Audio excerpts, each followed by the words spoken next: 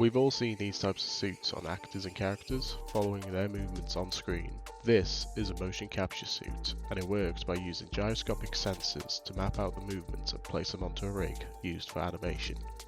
Advantages include being quick to produce animations, hyper-realistic, flexible, as in being able to be used indoors or outside with or without external cameras. However, the disadvantages are the price point, with full motion capture suits costing around £3,000 to £4,000, meaning it's not a great option for indie developers. Suits are susceptible to noise, drift and calibration errors, costing more time and making the suits less efficient. And these suits are limited to only being able to capture the motions of humans. Facial tracking is produced with the use of digital cameras. Dots placed onto the actor's face correspond with rigged controls on the character.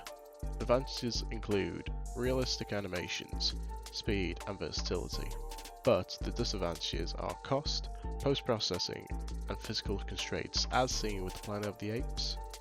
A human muscle and bone structure is different to a monkey's, so it's hard for the producers to capture this data from the actor.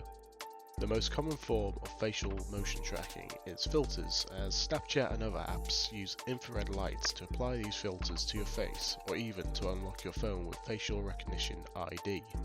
Apple invested a lot of money into this technology, so most motion capture apps require you to use an iOS device, which can be another drawback for indie developers who don't own iOS phones. But why use motion capture for video games?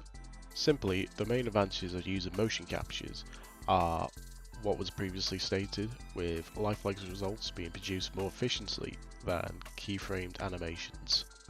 However, unless you're working with a large budget, motion capture suits may not be accessible, so here are some alternative ways to capture the data.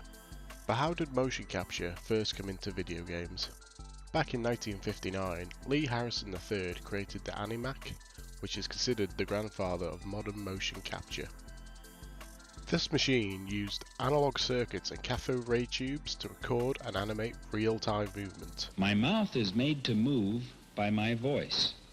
The rest of me moves because some guy in a harness moves. A company called Viacom, which stands for Video Converter, then further advanced this technology in 1981 by motion capturing a sheep, before branching out with blockbuster films like Lord of the Rings, Titanic and Star Wars. They then moved on to more recent game projects like Fortnite, Gears of War and Life is Strange. The big change that moved this technology from high budget films to faster live action performances straight into video game engines was in the 1990s, when the PC boom, faster processing speeds, multi-threading and the ability to use the GPU as a processor. This allowed Nintendo to do a real-time puppeteering act with Mario's head, controlled by an actor, to interact with crowds in 1992. What's your name back there without the badge on? I forgot to get you lunch. Oh, no, I'm very hungry. I haven't had a bite to eat all day. A bite? Get it? It's a little computer joke. Further on, in 2018, the game engine Unreal showcased Siren, another puppeteered 3D model that could interact with the crowd, but this time, she had full body tracking. This demo was huge because it took a tenth of the time to produce compared to the video game Hellblade, which came out the previous year, meaning if in 100 hours of development time you spent 80 hours in mocap, you can now do it within 8 hours, allowing developers more time to create better games. I'm more than just a collection of fancy pixels. I'm actually being driven by a real human actress and her dynamic motion capture through Unreal Engine. So what are you waiting for? Come meet me at the Viacom booth and see for yourself. Today, motion capture and augmented reality is in our pockets, showing that this technology is becoming cheaper and more widely accessible. However, there's still a long way to go before every game has the ability to incorporate motion capture into their projects.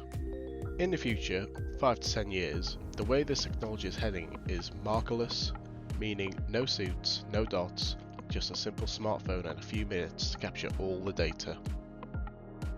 Firstly, I use a single camera setup using a webcam to track my body in Roko's free web-based software. However, this does not track my leg movements properly. I then used a Roku Smart Suit to produce some basic animations I could use in video games.